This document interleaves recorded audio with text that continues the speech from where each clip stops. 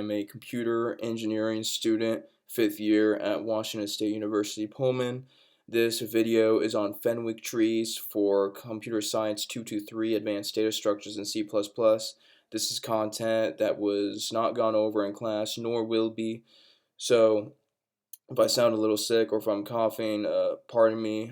I caught a virus last week, so that's why I may sound a bit ill. And then, so diving into it, what is a Fenwick tree? A Fenwick tree is also known as a binary tree, or not binary tree, a binary index tree. It is a simple, fast, and yet very powerful tree when you need to deal with cumulative sums or dynamic updates efficiently. So let's go ahead and dive right into it. So why would you choose a Fenwick tree? Well, I'm going to propose to you a problem. So let's say you need to calculate the sum of elements in a list or an array, such as the first 10 values, or the values between indexes 1 through 10, but the list keeps on changing, right?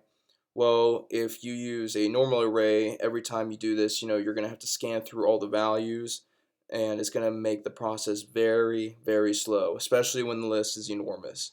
So that's when you use a Fenwick tree, because it allows you to update the values and get the cumulative sums in a reasonable amount of time, O log n. So even with thousands of elements, the operation is going to be performed as swiftly as possible. And this is going to be good for problems that encounter you having to count inversions, or perhaps keeping track of score on a leaderboard, or running real-time analytics. So as I wrote here on the slide, we have an array that we need to perform two operations. You have to add a total value to an element at index I, while also querying the sum of the first elements k. And the goal is to achieve an O log n complexity time speed instead of ON, which is a problem with normal arrays and specifically large data sets. So what's the big idea here? Why the Fenwick tree? How does it work? Well, a Fenwick tree works by using a regular array, except it stores the partial sums so that we don't have to recompute everything each time. So each index in a Fenwick tree represents a block of numbers that it sums over. The trick here is to use the bitwise operation I and minus I, which will give us the size of the block that the current index is responsible for. This is going to mean that we're going to have to update or query the structure. So we're only going to be touching a few blocks, but skipping large sections of the array for every step. And as you can see right here, there are two operations used during this process I'll go into in the next slide. And what's nice about Fenwick trees is that it doesn't require recursion or pointers. It's just a couple of for loops and bit operations, and they also contain overlap. So as previously mentioned, when you query or update is performed, O log n speed is done, and the blocks are visited, or O log n blocks are visited, and it allows for larger portions to be skipped, as I just said. And here is the array formula for a Fenwick tree. So here I pulled off this image from Geeks for Geeks. It's just a simple Fenwick tree, and to start us off, it says right here, to get sum I, we return the sum of bi tree I and all ancestors of I. So the index of parent of I can be obtained using the following formula. Parent I equals I minus I and minus I. And the formula is basically removing the last set bit from I, and for instance, if you have I equals 12, then the parent I is going to be 8. Here we have two arrays. We have an input array and the bi tree array. And as I mentioned earlier, a Fenwick tree is also known as a binary index tree. And you use the getSum operation to carry it out.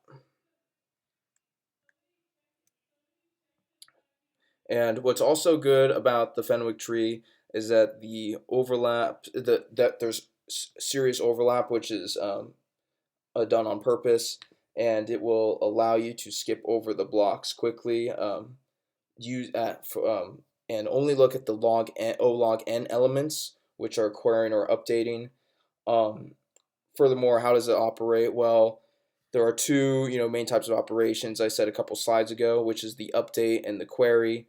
So you have update I total. Sometimes you refer to this total as delta instead, and you add a value to an element at index I, and you update all the relevant blocks. And we do this by going up the tree using I plus equals I and minus I. The next operation you have is query I, which is going down the tree by calculating I equals I and minus I, collecting block sums along the way. And both operations are known to only take about O log n steps, which is extremely fast, especially for huge amounts of data. So when should you use the Fenwick tree? Well, you should use it whenever your array is constantly changing and you need to do a fast range sum queries, or when you want to count inversions, which is a very common algorithm problem. I'm not going to go too much into detail about counting inversions.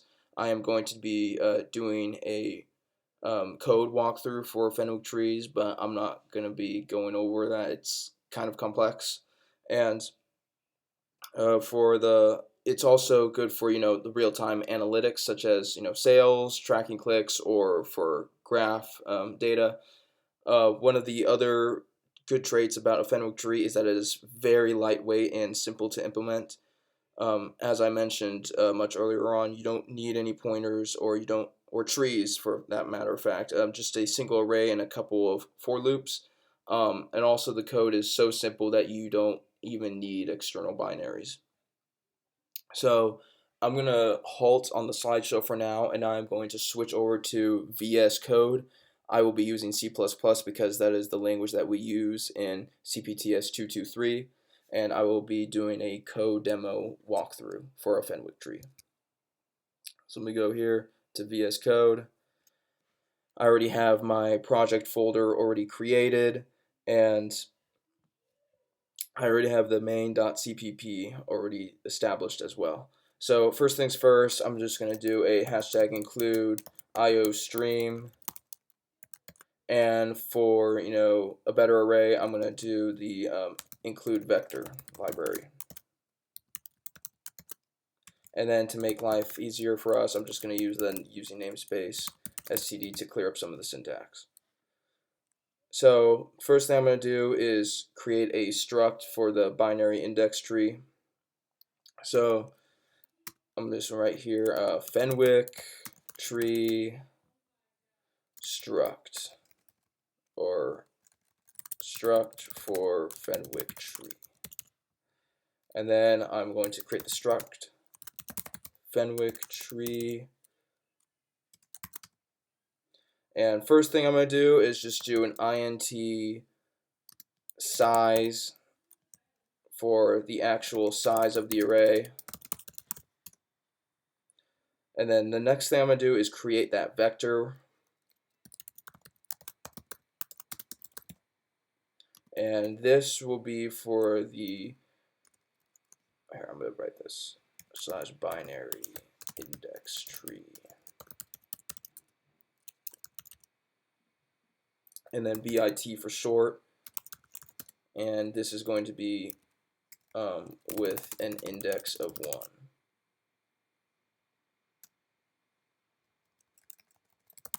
Or 1, yeah, okay. 1 indexed.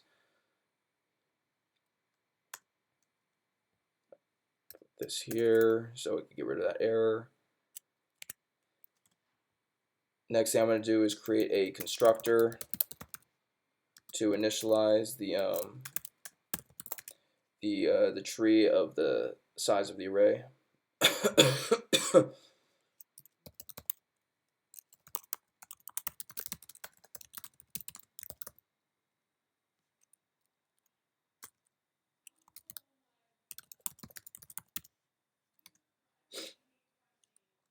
So now I'm going to do here Fenwick tree int size size underscore size, bit size plus 1, 0, and then close it off here. Okay, now I am going to create the update operation function. So it's going to be first thing I'm going to do actually is make a comment here saying adds the total slash delta to the value at index I. So now I'm going to do void update int I, comma int total. So now in this function loop, I'm going to do a while loop. So while I is less than or equal to the size,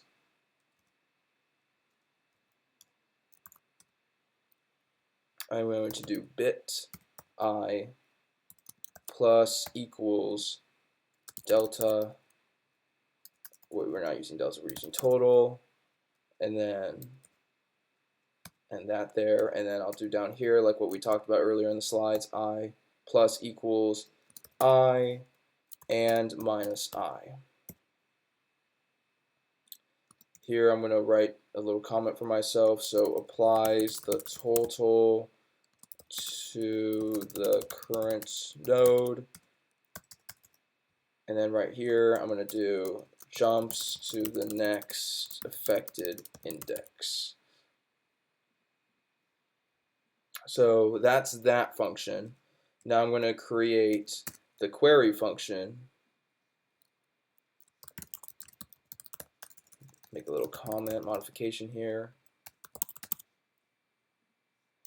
Query function, which will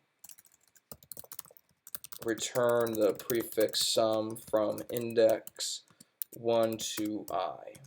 And so this is going to be an int function within the struct. So int query, int I, brackets, int sum is equal to 0, and then do another while loop, while I, this time though, is greater than 0, bracket, the sum plus equals bit I. And what does this mean? This is going to be adds the value from this block.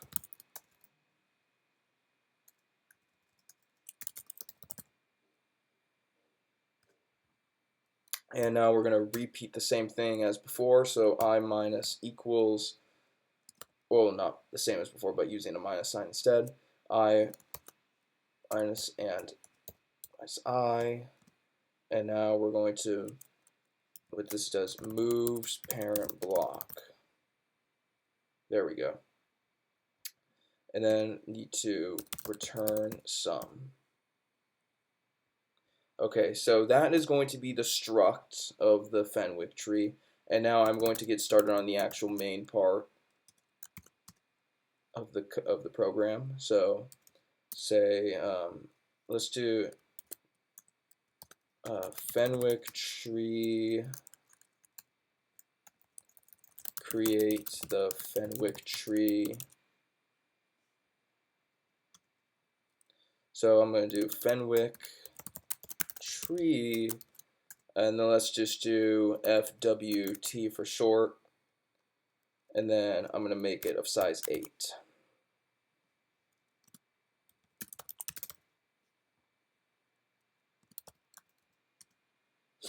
And then don't forget semicolon. Now what I'm going to do is carry out operations. So I'm going to do Fenwick tree from the one in main dot update 3, comma 5, let's say. So they're going to add 5 to the index of 3, and we're going to do the same thing here again, except we're going to switch this out for 5, comma 2. and then adding 2 to index 5. Finally, after doing that, we're going to query the sum from index 1 to 5. And then down here, I'm going to do int result equals fwt dot query 5. And then down here, I'm going to do a cout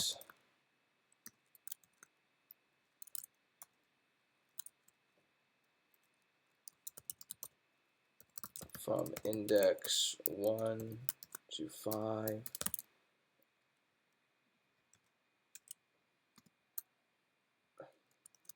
Output expected number should be 7.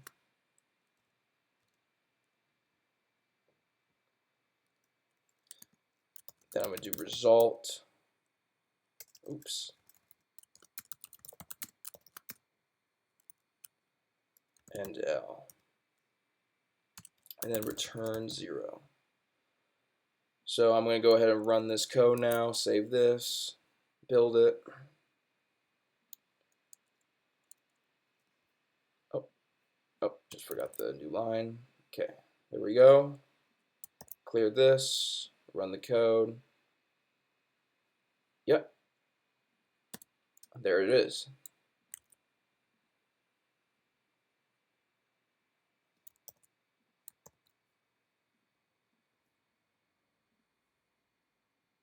And there is the answer.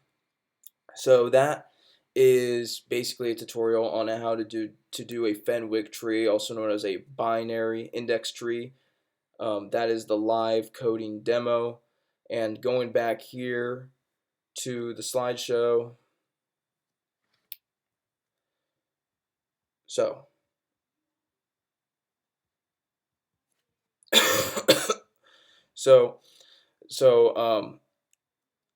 now that the coding is done, I'm just gonna finish this up. So going to recap, the Fenwick tree, it's good for, when you need fast updates or the prefix queries, or when you need to solve a problem that involves frequency counts or statistics. And it's just very easy and great to implement. It's good practice. And so the time complexity and its variance. So as I mentioned many times throughout this presentation, it's O log n, and you have different types of variants of the Fenwick tree. You have a range update plus point query, which is where you flip the logic and update the two Fenwick trees. Same thing, except you do a range query here, but you want to use two Fenwicks or a hybrid tree. And then it's good for implementing big numbers. So swapping it or int for long, or a double to handle the larger sums of floating accumulations. And with the Fenwick tree, there's many real-world applications. Competitive coders use it all the time for inversion counting or dynamic ranking, and subarray sums. And then you have the financial analytics. It's good for maintaining rolling sums of transactions. It's good for dashboards, for financial dashboards, that is. And then it's good for database indexing, where the frequent updates and the fast read access are very critical. It's very lightweight, and then genomic data processing. This is what this picture is right here. So it's when you need to count the nucleotide frequencies across sliding windows and massive DNA sequences. Very useful for bioinformatics. So some key takeaways before I end this presentation. So Fenwick trees, they merge simplicity and performance using two small loops and a bit hack for O log n speeds. It allows you to handle dynamic sums effortlessly. They're very small, fast, efficient trees, which are perfect for real-world problems and contests, as we just went over.